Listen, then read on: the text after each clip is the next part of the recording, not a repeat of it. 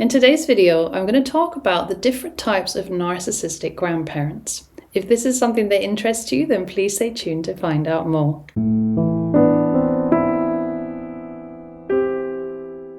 Now, if you are someone who grew up with narcissistic parents, you will know how difficult this was. And maybe you find yourself in a position where you have your own child, but you don't have a partner. Or maybe your partner passed away, and maybe you are in financial difficulties and you don't really have anyone else to lean on apart from your own parents.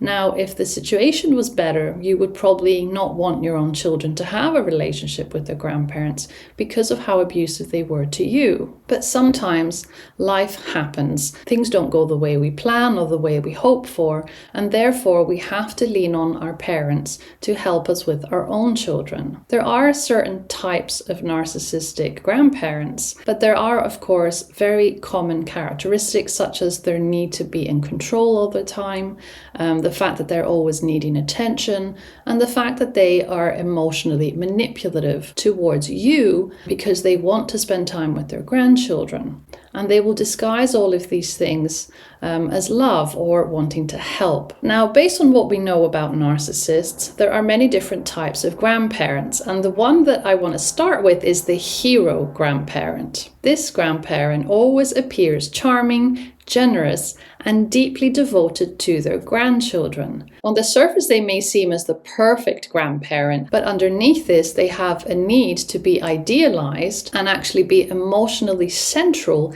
in the family system. They will subtly undermine the parents. They will subtly undermine the parents by ignoring certain rules, by overstepping certain boundaries, or positioning themselves as the ones that truly understand the child. This, of course, can create loyalty conflicts where the children feel emotionally pulled between the grandparents and their parents. The second type of grandparent is the victim grandparent. The victim grandparent operates through guilt, through helplessness, through playing the victim, and through emotional obligation. They may frequently say things like, "Nobody cares about me. I will probably die alone. I guess everybody else is just too busy for me." Different family members will feel really obligated to regulate their emotions. Their own adult children may feel trapped between exhaustion and having compassion for them, while grandchildren may actually internalize the belief that love means emotional caretaking,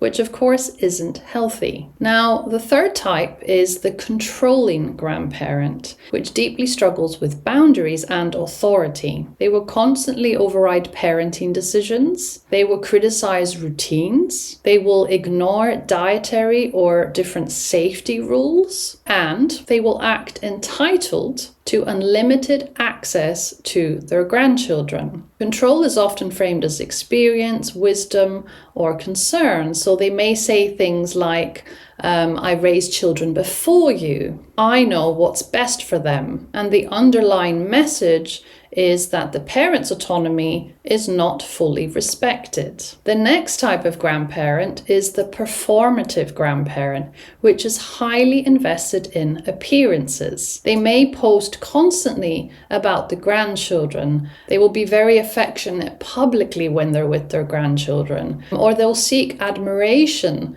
for being a devoted grandparent, while privately they will be emotionally unavailable, critical, self-absorbed, or inconsistent. This can be very confusing, of course, because outsiders often only see the charming public persona that these grandparents show, while the family members, their children and their grandchildren, will experience the emotional disconnect, which happens behind closed doors. Another type of grandparent is the competitive grandparent, which unconsciously competes for emotional importance within the family. They will become jealous of the bond that the parent has with their child. They will resent the attention that their children give to their grandchildren, and they will try to become the favorite adult in their grandchild's life. They will subtly undermine the parents in order to elevate themselves. They may tell the grandchildren, "Your mom is way too strict," or you can tell grandma anything. And of course, this creates emotional triangulation and confusion in their grandchildren. Another type of grandparent is the enmeshed grandparent, which has trouble recognizing emotional boundaries. They may become overly involved in their grandchild's emotional world. They will expect constant closeness. They will use gifts. They will use dependency or emotional intimacy to maintain attachment. Boundaries can feel very threatening to them because they obviously create distance, and this is interpreted as rejection by the grandparents. Adult children raised in enmeshment often struggle with guilt when trying to set healthy boundaries and with trying to assert their autonomy and their independence from their parents. Another type of grandparent is the critical grandparent, which constantly uses shame, comparison, or subtle put-downs to maintain superiority or control. Comments may be disguised as jokes or concern. A critical grandparent, as you can imagine, will say things such as, "You've gained so much weight," or they'll say that you're too sensitive, or they'll say that you're not being a good parent. They will constantly criticize you.